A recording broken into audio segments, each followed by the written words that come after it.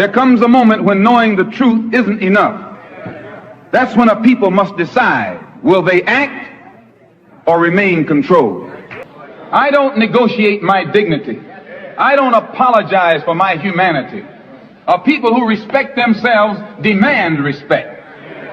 Once a people understand what's been done to them, there's no going back to sleep. Awakening changes everything.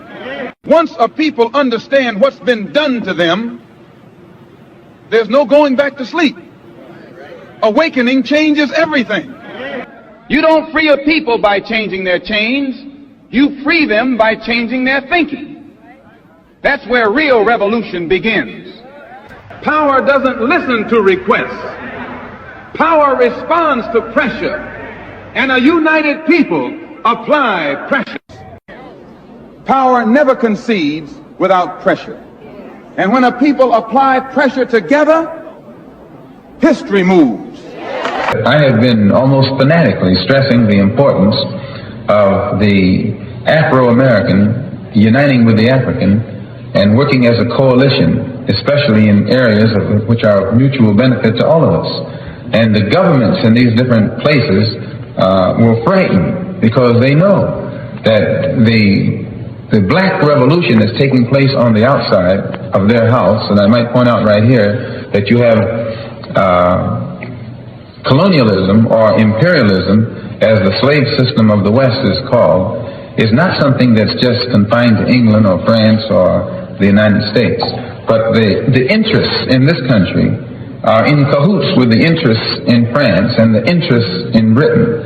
And by this one huge complex or combine, and it creates what's known as not the American power structure or the French power structure, but it's an international power structure. A distracted people cannot organize. Keep them arguing. Keep them entertained. Keep them reacting. Yeah, buddy.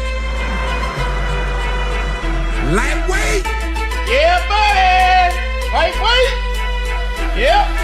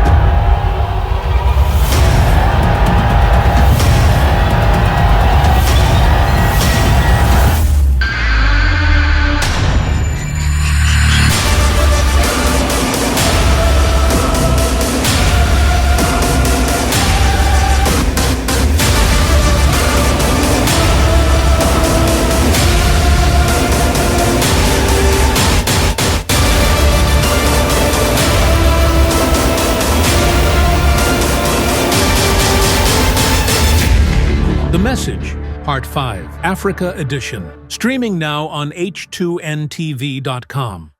In the Bible, Christ tells us that one of the signs of the end of the world is deception. Distraction is considered by many to be a tool of deception. But what else will happen in the last days?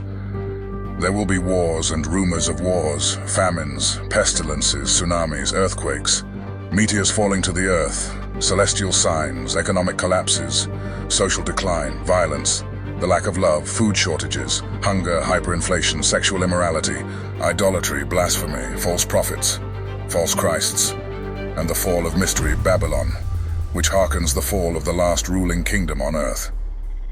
But there is one prophecy that is often overlooked and understudied in the Abrahamic faiths, and that is the prophecy of Gog and Magog, which is directly tied to the Battle of Armageddon, in which God delivers a final judgment to the nations a part of Gog and Magog's army. The people of Gog and Magog's massive army is recognized in Christianity, Judaism, and Islam. In Islam, Ya'juj and Ma'juj are trapped in a faraway land. But when the day of judgment comes, they will all gather together to conquer the world. In the book of Ezekiel 38 and Revelation 20 in the Holy Bible, it describes how the nations in this massive army of Gog and Magog will leave their homeland to come to the land of the true Israelites, to steal, plunder, and exploit the land and all the resources within it that the true Israelites are in possession of.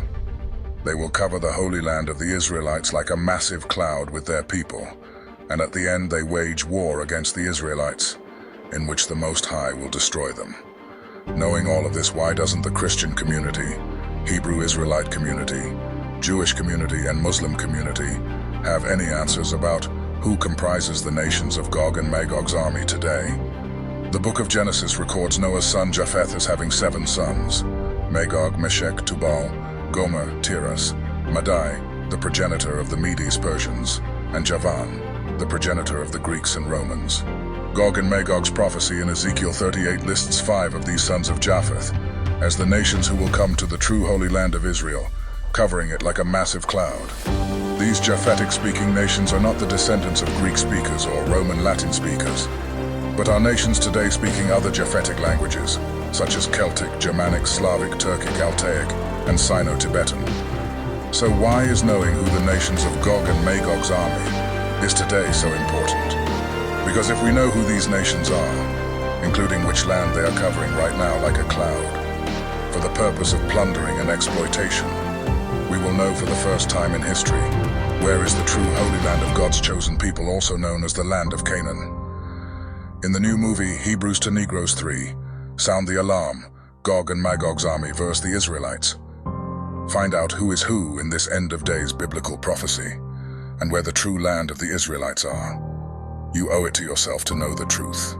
Satan's aim is to deceive the whole world, and Yah's aim is for us to receive truth, because the truth will set us free.